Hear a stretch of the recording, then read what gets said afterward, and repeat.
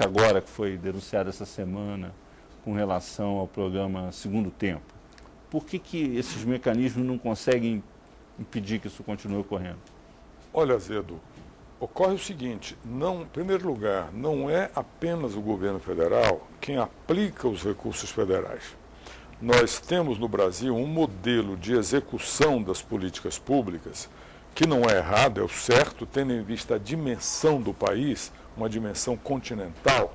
Isso nunca permitiria que os próprios órgãos federais diretamente realizassem os programas, o atendimento na ponta, a realização das obras e o atendimento em todas as áreas, esporte, educação, saúde, assistência. Como o Brasil é uma federação, nós dependemos de um sistema de transferência de recursos, porque a União é a maior arrecadadora. Os estados e municípios são os executores de muitas políticas públicas que são definidas nacionalmente, mas têm que ser executadas nas pontas por estados, por municípios, por entidades não governamentais, para aumentar a capacidade de realização. Isso coloca problemas adicionais, que em países unitários, menores, não ocorrem. Aqui nós temos que não só cuidar da boa aplicação quando ela é feita pelo próprio gestor federal, mas também quando ela é feita por gestores municipais, por gestores não governamentais como das ONGs, e isso coloca problemas, obviamente, muito maiores, pela falta de capacitação, pela falta de qualificação, pela falta de critérios de seleção das pessoas que lá na ponta vão estar aplicando o dinheiro. Então, o governo federal teria que ter uma capacidade de acompanhamento de todos os seus programas em cada um dos ministérios que são os titulares dos programas, muito maior do que tem. Então, quando a CGU faz as suas auditorias, como em qualquer lugar do mundo, essa auditoria é por amostragem, é uma amostra para ver como as coisas estão acontecendo. Mas os ministérios, cada um, teriam que ter equipes para acompanhar a realização desses programas com esses recursos transferidos por convênios, por contratos de repasse, por mecanismos fundo a fundo, para 5.600 municípios, para milhares de ONGs e além de 26 estados, que não é simples. Então, nós estamos fazendo sempre o possível. Sorteamos municípios, como você sabe, são 60 municípios a cada vez. Com isso já chegamos a mais de 1.700 municípios brasileiros, mas são 5.600 quase. Operamos também por denúncia. Cada vez que há uma denúncia, nós, inclusive pela imprensa, nós vamos verificar se a denúncia é consistente, vamos verificar o que aconteceu, aconselhar o Ministério, recomendar o Ministério, não só para as medidas punitivas para aquele caso, mas para as medidas corretivas para evitar repetição. Usamos muito também, atualmente, meios, digamos assim, utilizando o que há de mais moderno na tecnologia da informação, para trabalhar com a previsão dos riscos. Então, pegamos, por exemplo, a base do Comprasnet, que é o sistema de compras eletrônicas do governo, que tem mais de 10 anos de dados acumulados sobre compras públicas. Fazemos análises através de um setor nosso que se chama Observatório da Despesa Pública, análises para identificar quando se repetem e onde se repetem os mesmos tipos de fraude, os mesmos tipos de desvios, os mesmos tipos de ilícitos, enfim. Sim, um mapa dos ralos, um mapa dos riscos. E aí a nossa auditoria pode cada vez mais trabalhar focada, já sair em campo sabendo onde está o risco maior. Enfim, há uma série de mecanismos que nós usamos no sentido de melhorar cada vez mais a execução desses programas, mas com todas as dificuldades. Agora, para completar a resposta, qual é ainda o grande calcanhar de Aquiles, na minha opinião, para o combate à corrupção no Brasil? A impunidade do ponto de vista do processo na justiça. A população precisa ver, e os que têm inclinação para a corrupção precisam ver, corruptos na cadeia. Nós temos feito o que cabe ao Executivo, tirado eles dos quadros da administração pública. Agora mesmo foi mostrado aqui, pelo seu programa, mais de 3.000 servidores foram expulsos da administração. Já é muita coisa, porque antes não tinha nem isso.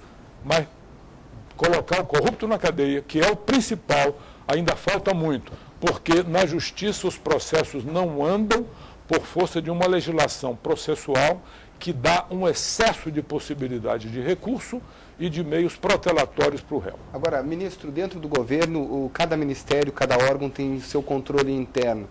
Eu gostaria de saber se o senhor não acha que o controle interno se permite relaxar, sabendo que existe a CGU, colocando sobre a CGU muitas responsabilidades. O senhor não acredita que antes da ação o controle interno deveria funcionar melhor? Eu não tenho dúvida nenhuma quanto a isso. Essa é uma questão que nós enfrentamos realmente no nosso dia a dia. Só complementando a questão um pouco, assim, o controle interno ele não deveria ser independente do órgão? Assim, por exemplo, o que o Maltic falou, eles jogam tudo para cima da CGU ou da Polícia Federal. Tá? Veja, Tudo inicia na CGU e vai para a vezes... Polícia Federal. Agora, não acho que o controle interno deveria ser independente? Veja, se ele é interno, ele não pode ser independente, ele tem que ser de dentro do órgão. O que ocorre é que há várias instâncias de controle que têm que existir. Tem que haver o controle que nós chamamos controle primário, para distinguir do controle interno do Poder Executivo como um todo. O controle primário é responsabilidade de cada gestor, em cada órgão, em cada nível da estrutura. Não só do Ministério como um todo, mas de cada secretaria, de cada departamento, de cada divisão, de cada coordenação. Por quê? Porque é evidente, como na vida privada, na empresa privada, nos negócios privados, quem aplica dinheiro em alguma coisa sabe que tem que acompanhar, saber como é que aquilo está sendo feito. O gestor público, do mesmo modo, se o programa é da área dele, ele tem a primeira responsabilidade de acompanhar, de fiscalizar. Quando um ministério, um órgão como o DENIT contrata uma obra pública, é da lei que tem que haver um fiscal para cada contrato. Agora, todo mundo sabe que a administração federal não dispõe dos quadros suficientes para que haja a devida fiscalização de cada contrato. Então, qual é a solução?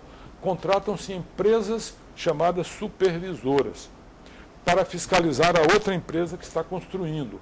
Mas é indispensável que o órgão público tenha um funcionário de nível responsável para acompanhar o trabalho dessa empresa supervisora e assim por diante.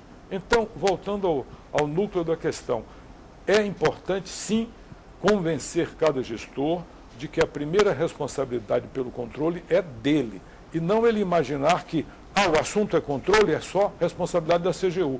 Como você disse, essa tendência existe. Antigamente haviam as CISETs, que eram secretarias de controle em cada ministério. Na década de 90, na época do enxugamento do Estado, a ideia do Estado mínimo, extinguiram-se as CISETs e centralizou-se o controle na CGU, ficando apenas um assessor, chamado assessor de controle interno em cada ministério, com exceção de 3 ministérios que foram excluídos dessa centralização, que foram Relações Exteriores, Defesa e Presidência, pelas peculiaridades de cada um. Agora, hoje, nos demais ministérios só tem um assessor de controle. A nossa luta é para que se crie pelo menos uma assessoria de controle interno, e não um assessor em cada ministério. Não conseguimos ainda fazer essa ideia passar. Desde o governo passado, o Ministério do Planejamento não concordou, porque isso implicaria em mais despesas. Mas nós entendemos que isso é fundamental. Agora, qual é a outra instância de controle? É o controle externo. O controle externo ao Poder Executivo é exercido pelo Tribunal de Contas da União, no caso do governo federal, pelos Tribunais de Contas dos Estados, no caso dos Estados, e pelo Ministério Público, que é também uma instância de controle no sentido amplo, lato sensu, a quem cabe as providências junto ao Judiciário para a punição dos ilícitos. Agora, o senhor falou das 3 instâncias que estão fora desse sistema centralizado e incluiu a Presidência da República. A Presidência, como se sabe, tem os seus gastos de inteligência, de segurança da Presidente. Porém, sim, cada vez maior é a estrutura da Presidência, envolvendo secretarias especiais, que são vinculadas e estão distantes da fiscalização da CGU. Não lhe preocupa o inchaço da Presidência, que esteja distante da fiscalização da CGU? Olha, não preocupa porque há uma Secretaria de Controle Interno da Presidência, que era na Casa Civil e agora, recentemente, há poucos dias, foi transferida por decreto para a Secretaria-Geral da Presidência, dentro do conjunto de providências que o ministro Palocci está tomando para enxugar a Casa Civil dessas tarefas administrativas. Então, ele tirou da Casa Civil a Secretaria de Administração da Presidência e também a CISET, que é a Secretaria de Controle Interno da Presidência. Foram para a Secretaria-Geral. Essa Secretaria de Controle Interno da Presidência é um órgão bem estruturado, é dirigido por um servidor dos quadros do controle interno, da mesma carreira da CGU, já trabalhou na CGU, é um servidor experiente, já dirigiu a nossa unidade regional no Rio Grande do Sul, no seu estado, e é um servidor da melhor qualidade. Agora, ministro, voltando aos municípios, nesse programa de fiscalização por sorteio, o senhor falou, e a gente sabe que são mais de 1.700 municípios. Assim, em torno, eu não saberia agora qual seria a média, mas em torno de 70% apresentaram irregularidades, e principalmente nos setores mais cruciais da administração pública, que é a educação e saúde, assim, principalmente. O senhor não acha que também não é só questão de corrupção, mas questão de gestão pública também? Eu não tenho dúvida. Nós temos dito sempre que encontramos um número muito próximo do que você estimou, 70% dos casos ou mais, nós encontramos algum tipo de irregularidade.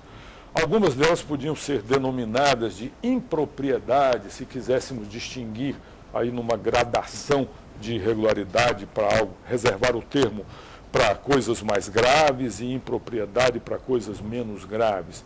De uma forma ou de outra, nós sempre temos dito que, em boa parte dos casos, o que há é despreparo total das administrações locais para o exercício da gestão pública. Há municípios em que nossos auditores chegam e não encontram nos quadros da prefeitura um servidor sequer de nível técnico.